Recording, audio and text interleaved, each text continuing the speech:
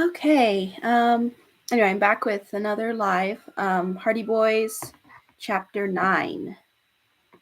I'm going to try to do 2 chapters today. All right. So, Chapter 9, The Secret Room. Back on the launch, Chief Colleague, Frank, Tony, and the sergeant waited tensely. Hold this boat still, Colleague barked at the pilot. Sorry, Chief, she's drifting. The cable's gone taut, noted Tony. Do you think Joe has attached it? If he has, he ought to be up any second, Frank answered hopefully. But the glittering surface of the water gave no sign of the swimmer underneath. More seconds passed. Something's wrong. As the words burst from Frank, he too slipped out of his shoes and quickly stripped. In spite of anxiety for his brother, he was too wise to dive fully clothed. Frank knifed into the cold water. With powerful breaststroke, he swam quickly down to the Napoli. Almost immediately, Frank spotted his brother's legs kicking from under the dashboard, and the steel cable encircling Joe's waist, holding him fast. Shooting downward to the floor of the boat, Frank groped till his hand found the hook caught in the floorboards. With a tug, he released it, flung away the line, grabbed Joe, and propelled him to the surface. As Joe's head and shoulders popped above water, he exhaled, then gasped in a lungful of air, too exhausted to swim. The strong arms of Chief Colleague and Tony hauled Joe into the boat. He lay on the deck, breathing heavily. Meanwhile, Frank's head bobbed into view. Joe, okay? Hold steady. I'll fix the cable. You come out of there, Chief Colleague roared, before you almost drown. But Frank was already well underwater. Seizing the hook, he stroked toward the prow of the Napoli. There he detected a steel eye for mooring. Passing the hook through it, he looped the cable again and surfaced. Grind away, he called cheerfully to the sergeant at the winch. Then he climbed aboard. By this time, Joe was sitting up and slapping the water out of his ears. Chief Colleague shook his head. It's lucky there are 2 of you left. I second that, Joe said weakly. Thanks for the rescue, brother. Now the engine of the winch began grinding. The steel cable was reeled in steadily. The Napoli rose toward the surface like a big, inert fish. Quickly the pilot started the launch's engines and pulled away. The disabled craft trailed behind, half underwater. Back at the police wharf, Tony was informed that his boat could be repaired, although he would be without the use of it for a while. I wonder if the gang used the sleuth to steal anything, Joe said in a worried voice as he, Tony, and Frank left the wharf with the chief. Prepare yourself for a shock, advised Chief Colleague. Last night there was a big theft from the captain's cabin on one of these passenger ships. We've been keeping it quiet, hoping for a lead. Phew, Frank gave a whistle. What ship? The Seabright, under Captain Stroman's command. Here, Chief Colleague paused deliberately.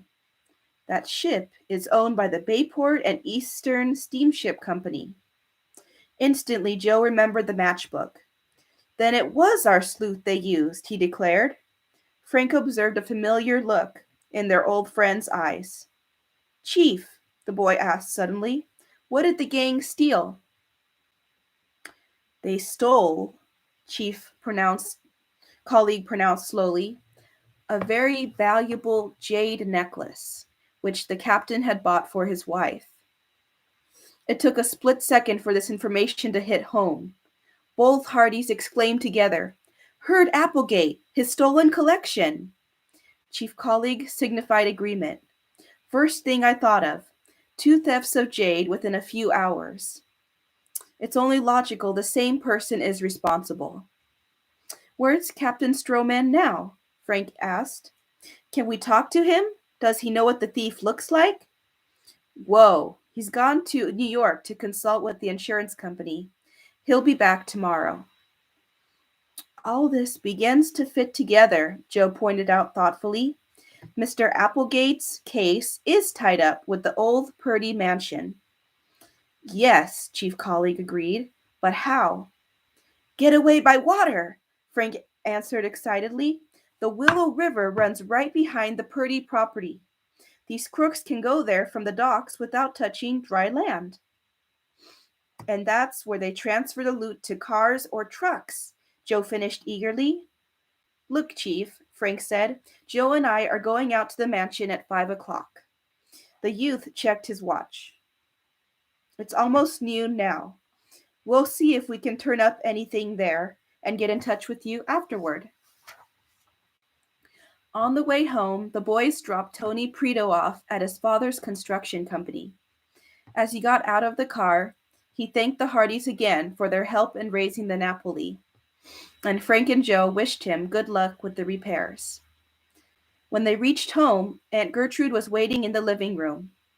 I never know when you're coming back or if you're coming back at all, she complained at once, heading for the kitchen. So you needn't be surprised if there isn't much lunch ready. Frank winked at Joe. A moment later, Miss Hardy entered the dining room with a tray of sandwiches, relishes, potato salad, chocolate milk, and a whole fudge cake. This is all there is, she announced, and sat down with her nephews. The boys grinned. During the meal, Frank and Joe told her in detail about their adventures the night before and that morning. She snorted and clucked and shook her head, but the boys knew she was enjoying every word of it. The brothers spent the afternoon making and studying notes about the case. At 4:30, they headed the yellow convertible toward the Purdy mansion. When they reached the estate, Frank parked his car behind the high bushes on the other side of Willow River Road, where Herd Applegate had hidden his old automobile. No use being conspicuous, Joe said approvingly. The brothers got out and walked to the heavy wooden gate. Frank gave a low whistle of surprise. We left this open last night. Now it's closed. Cautiously, the Hardys slipped through. I want to check for footprints behind the house again, Frank said as they kept to the trees along the drive. That shut gate means somebody's been coming or going. Probably the police closed it after they searched last night, Joe said. That's true, Frank replied, but I want to look anyway. He made his way to the path in the woods where he had first seen footprints. Frank stooped to examine the ground. New footprints, he announced. Quite a few of them. Look at those deep ones. A heavy-set fellow must have made them. Could be the limousine driver, the one you saw in the Napoli. You're sure those aren't the same tracks you found yesterday? Joe inquired doubtfully. Couldn't be. Not after all that rain. No, these are fresh. The young sleuths followed the trail among the trees down to the water. At this point, the river was fairly wide. The boys looked for signs of a boat. A minute later, they heard the sound of an automobile engine coming from the driveway. It may be Mr. Dalrymple, Joe said tersely, but it could be the harbor thieves. We better sneak up. The boys left the path and picked their way noiselessly through the thick green brush until they had reached a spot at the side of the house. From there, they could see the front porch. A tall man in a lightweight suit and straw hat, obviously impatient, stood in the yard before the house, glancing around. Several times he looked directly at the boys' hiding place, but failed to see them. Mr. Dalrymple? Joe breathed. Or his double? Next time, the man turned his back. They ran silently forward and stopped just behind him. Joe touched his shoulder. What? The man spun around.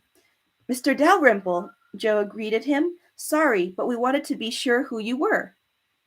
You boys did give me a start, the banker confessed.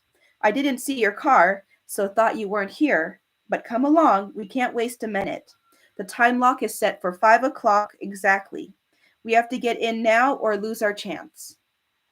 The banker opened the front door with his key. After a hasty look into the living room, which contained the grandfather's clock the Hardys had seen through the window the night before, they hurried upstairs. And here's the picture. Let's see here.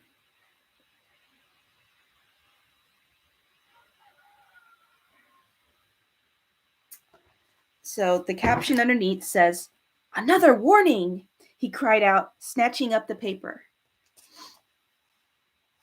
Okay. "The secret room is down the hall," Mr. Dalrymple explained. Briskly, the banker entered a sitting room. While the boys watched, fascinated, he pushed aside a small framed photograph and put his fingernail into a tiny hole behind it. A very small round door opened, revealing the dials of a time lock. After twirling these, Mr. Dalrymple stepped back. Before the boy's eyes, what had seemed a line in the wallpaper now developed into a crack that grew wider and wider as the door swung outward. The entrance to the secret room, Frank thought. Mr. Dalrymple stepped through into a small windowless chamber. Frank, then Joe, followed closely. Joe was the first to spot a folded sheet of white paper in the exact center of the rug. "Another warning!" he cried out, snatching up the paper. In stunned silence, Frank, Joe, and Mr. Dalrymple read the penciled warning. "Death while the clock ticks. This is your last warning." Okay, and now I am up to chapter 10. The shadowy figures.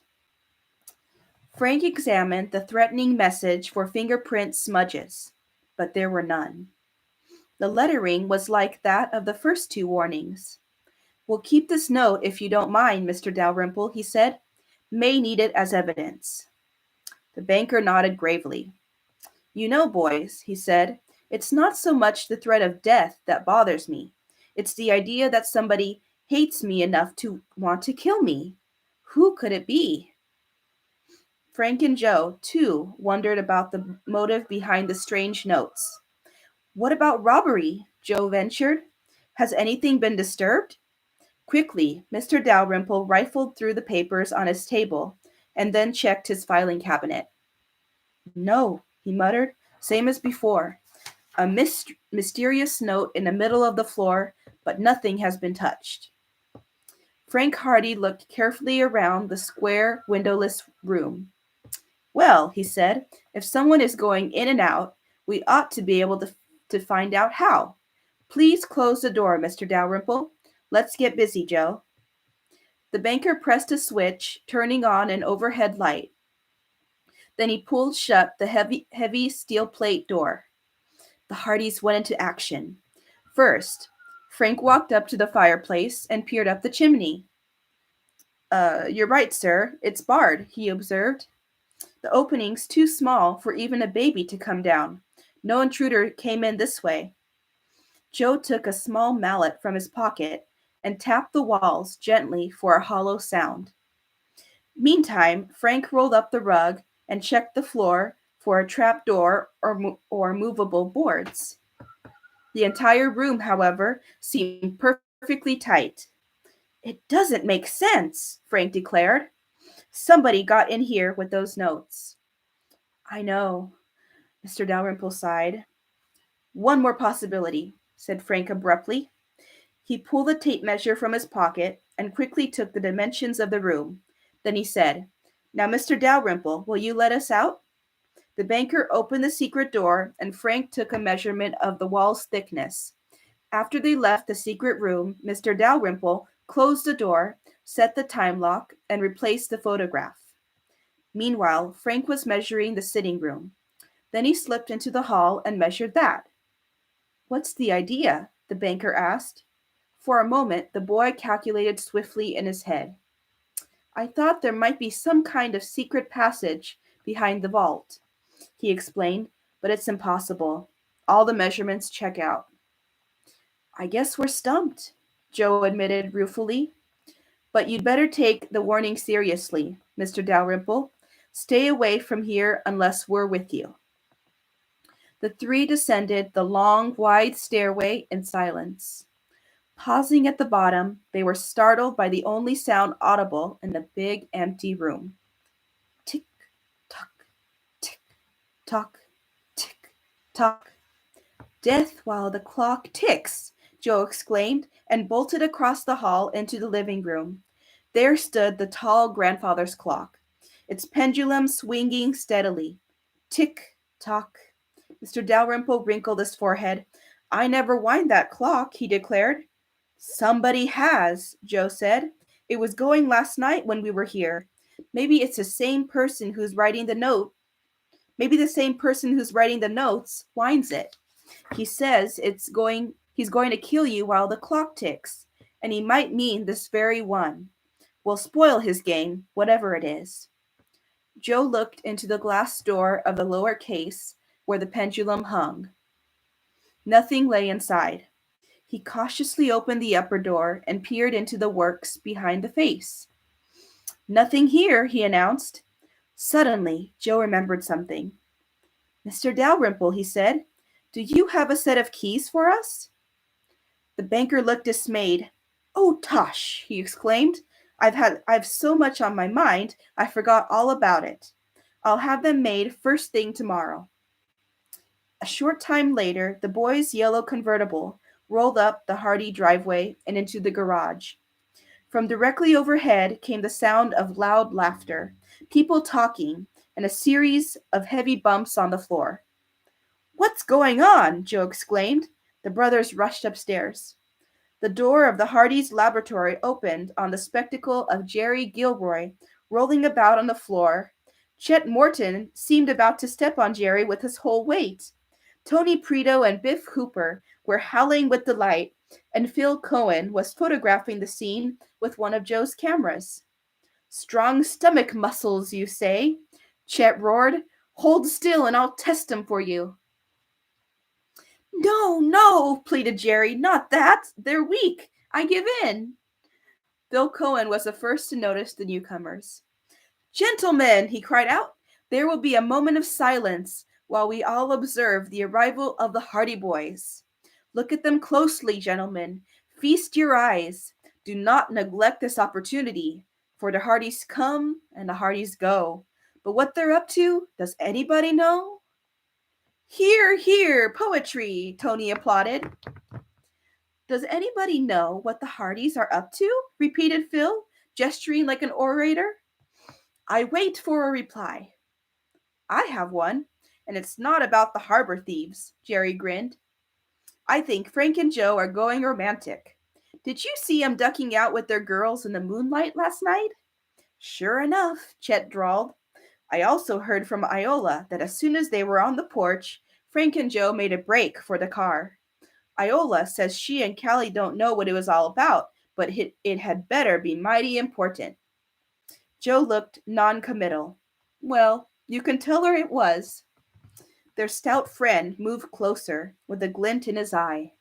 As the Hardys well knew, Chet's curiosity was almost as great as his appetite. Sure, pals, he went on. If I can just get a few details, I'm sure the girls will, be very much interested. Let's see. You couldn't stay at the party because you had to go out to the old Purdy place. Frank and Joe smiled at Chet's effort to coax information from them. Though he was sometimes afraid, he liked nothing better than to be included in their adventures. Is that right? Frank inquired casually. Tell us more, Chet. You went to the Purdy place because old Purdy buried all his money out there and you're looking for it. Chet had to grin at his own bluff. Nice try, Joe laughed. Oh, leave him alone, Jerry Gilroy said good-naturedly. We'll wake up some morning and read all about it in the papers. But Chet Morton persisted. Come on, fellas. Aren't you going to let me in on your case? Guess you'll have to turn detective yourself, Joe teased, shaking his head. You look out, Chet warned. I might just do that. Meanwhile, it's supper time. Let's go, everybody.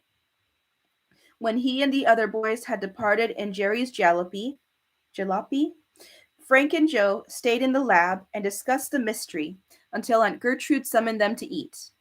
Afterward, the brothers decided to visit the Purdy house.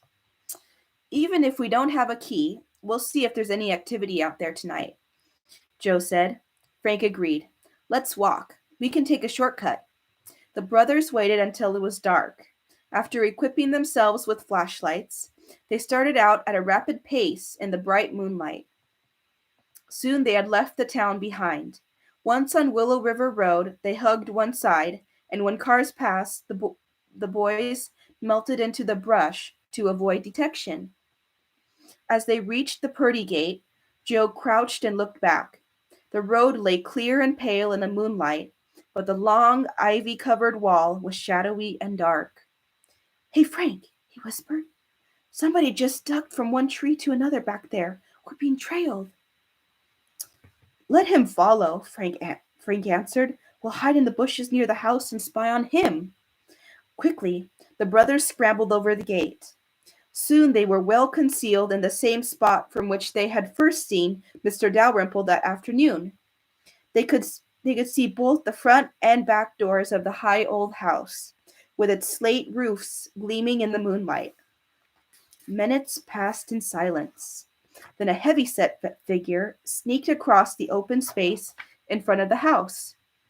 Frank and Joe watched tensely. The figure slipped stealthily around to the back. Here, the windows were closer to the ground. As the intruder raised his head to peer in, moonlight fell full upon his face. "Chet Morton!" Joe hissed, astonished. "We'd better get a hold of him before—" "Shh!" Frank signaled tersely. "Somebody else coming." A white-shirted figure now came from the woods and approached the back of the house. The man walked swiftly, as though sure of his way. At the same time, Chet backed cautiously away from the window until he backed right into the stranger. "Eek! Help!" Chet cried shrilly. At this outcry, the white-shirted figure turned and dashed for the woods. "After him!" Frank shouted, breaking cover. "He's heading for the river." Frank and Joe plunged down the path they had discovered earlier, but already an outboard motor was kicking into life. The brothers raced to the river's edge in time to see a small green boat carrying one man put out onto the bright moonlit water. The man crouched in the stern, anxiously watching the shore. The moonlight revealed his features. "The limousine driver!" Joe exclaimed. End of chapter 10. Okay. I hope you guys have enjoyed this chapters 9 and 10 of The Hardy Boys while the clock ticked. And I'll be reading in a couple of days. All right. Thank you.